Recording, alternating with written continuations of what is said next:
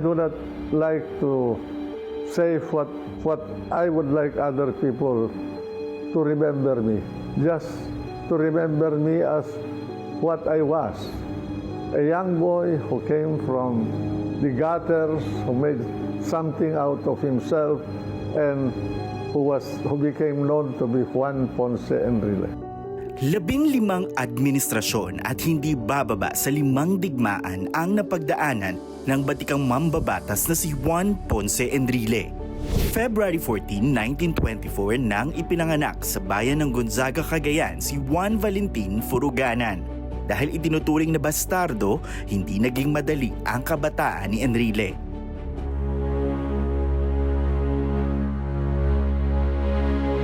The Japanese invasion of the Philippines was conducted on schedule. The Japanese steadily reinforced their original assault unit. Maagang sinubok ang kanyang buhay dahil naging kaakibat ng kanyang kabataan ang digmaan. Isa si Enrile sa mga nakaranas ng pang-aabuso sa mga sundalong Hapon noong ikalawang digmaang pandaigdig. For 90 days, I was being tortured, whipped with the tail of a stingray, giant stingray, hit with for a 2x2 piece of wood, water cured, and electrocuted, literally electrocuted. And I could feel the sharp edge of the samurai sword over my neck. Sa paghupa ng giyera, ipinagpatuloy ni Enrile ang kanyang pag-aaral.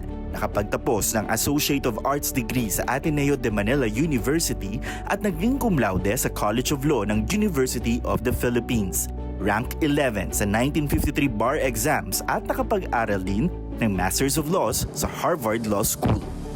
All my life, I was immersed in studying anything, poetry, songs, history, philosophy, political theory, strategy.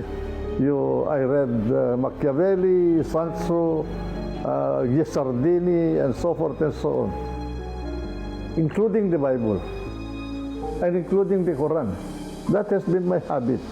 Mula 1950s hanggang 1960s, umarangkada ang karera ni Enrile sa pag-aabogasya at politika. Naging isa siya sa pinagkakatiwalaang advisor ni dating Pangulong Ferdinand E. Marcos at sa kalaunan ay itinalagang defense minister. Pero ang isa sa mga tumatak sa naging papel ni Enrile sa kasaysayan ay nang maging chief implementer siya ng malagim na martial law noong dekada 70. Ngunit noong 1986, isa si Enrile sa mga opisyal na tumiwalag sa Administrasyong Marcos na naging daan sa pagpapatalsik sa dating diktador. They thought that I did what I did because I wanted power. Far from it. It didn't matter me because I was not a traitor. I fought for the country when I was young as a guerrillero at 17. How can I be a traitor to my country? They said that traitor, magnanakaw. And I asked them, why do you judge me? You don't know me. 1987 nang mahalal si Enrile bilang senador at nanilbihan bilang Senate President ng 2 termino. Sa kanyang panahon bilang mambabatas na isabatas ang Anti-Torture Act at Expanded Senior Citizens Act. Pero si Enrile hindi rin nilulubayan ng kontrobersya. 2014 nang madawit ang kanyang pangalan sa Priority Development Assistance Fund o PDAF o mas kilalang pork barrel scam. Naaresto noong 2014 pero pinalaya ng Korte Suprema dahil sa humanitarian grounds. To be incarcerated, it's lonely, but I must tell you that it was paradise compared to what I suffered under the Japanese when I was imprisoned for 90 days. Huling tumakbo sa pagkasenador si Enrile noong 2019 pero hindi siya pinalad na manalo. I did not become idle. I continued and I learned more about the planet. I'm more prepared now to be a senator than I ever was.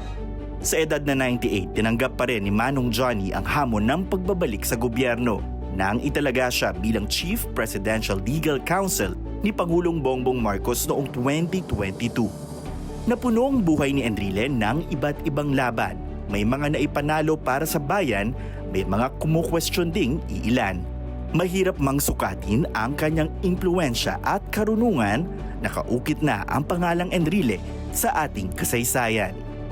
When you're young, you think that you're God.